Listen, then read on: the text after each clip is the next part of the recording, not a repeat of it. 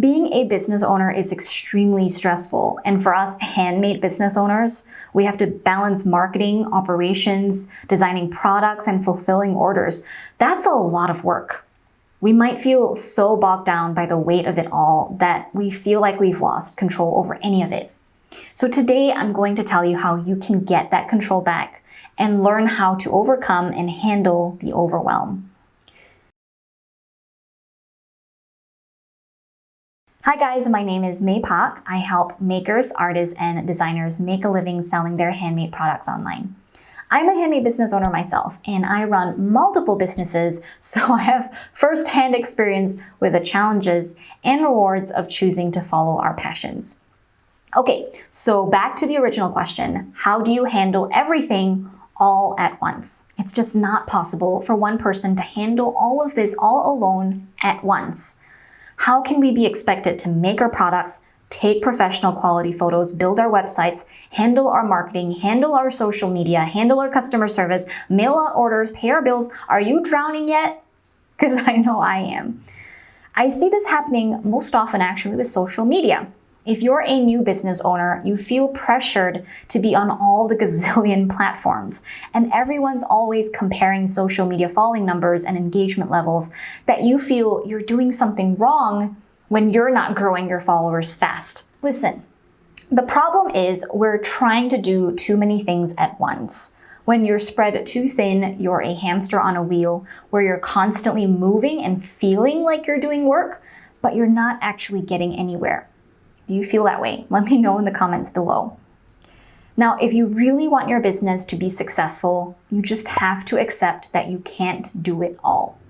Trust me when I say that having focused, deep work is much better than being a jack of all trades and a master of none. I didn't one day start all three of my businesses all at once.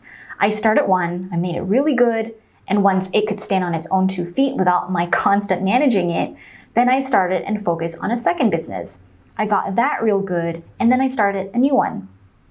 When I tackled social media, I focused on growing one at a time. I would dedicate an entire year to each one so I could learn everything I could about the platform and give it consistent effort.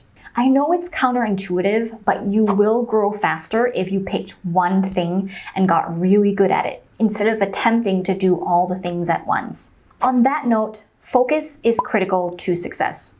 Focus on one thing at a time. I can hear you multitaskers cringing through the computer, but I am serious, and I'm a multitasker too, so don't worry, I get it.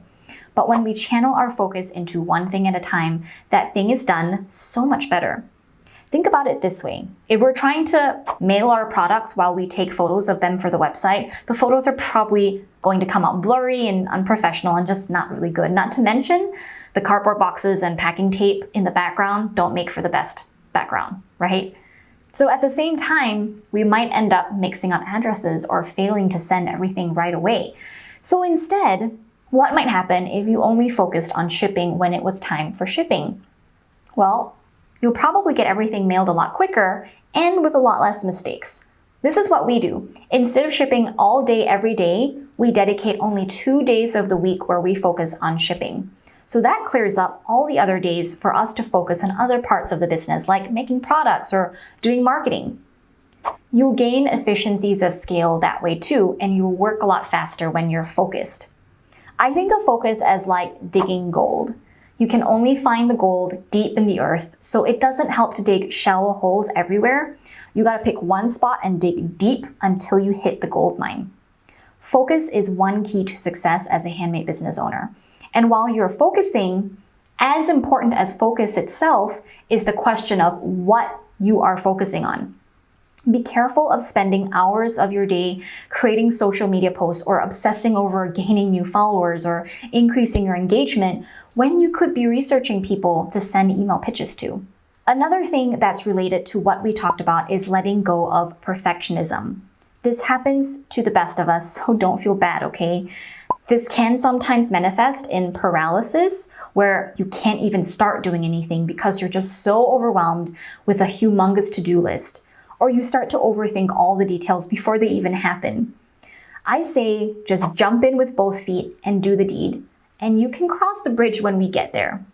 This can also manifest in being too hard on yourself and expecting to have all your ducks in a row before something else can happen. So the next time you're overwhelmed with all the apps and software you need to connect into your business or all the tasks on your to-do list that need to get done, start categorizing those tasks into milestones.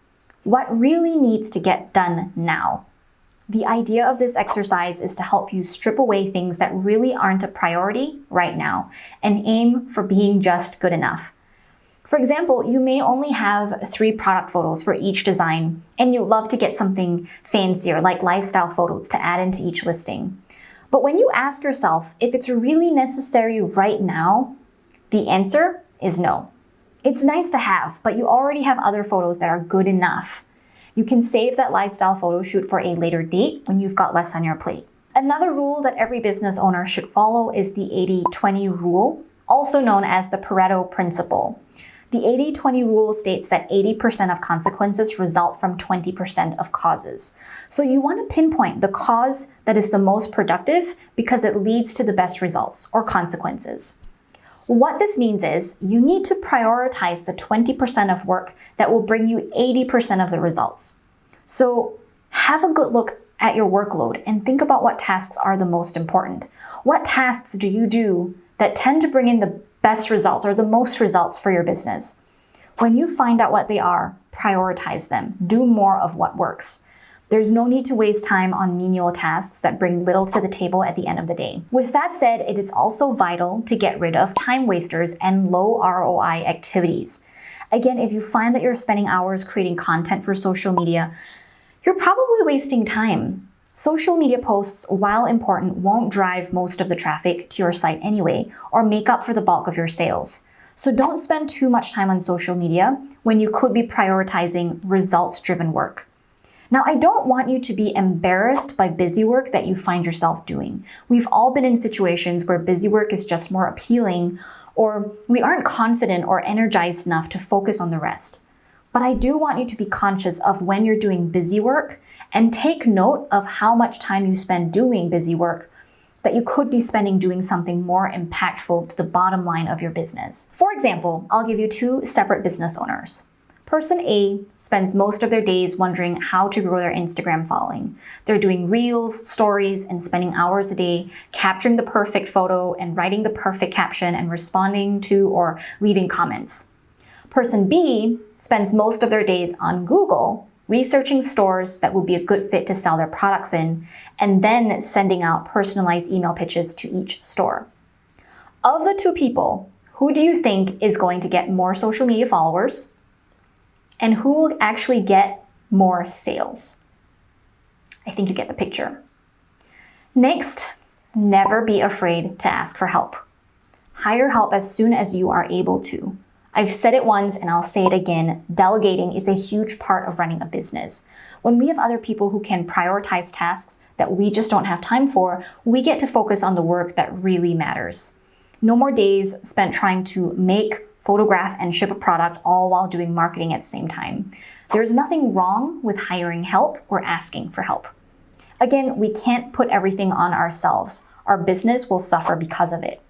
So think about it this way. Asking for help is actually a sign of a successful business. It doesn't mean that you're doing anything wrong, and it doesn't have to cost a lot of money either. I have a hiring help video here that you can watch if you want more information on that. But truly, I would not be able to do all that I can do in my day if it weren't for the 30 people that I employ. What's one aspect of running your business that's overwhelmed you the most? Let me know in the comment section. We might be able to help you out. Like this video if you found it helpful, and don't forget to subscribe and stay on to watch this next video for more handmade business tips.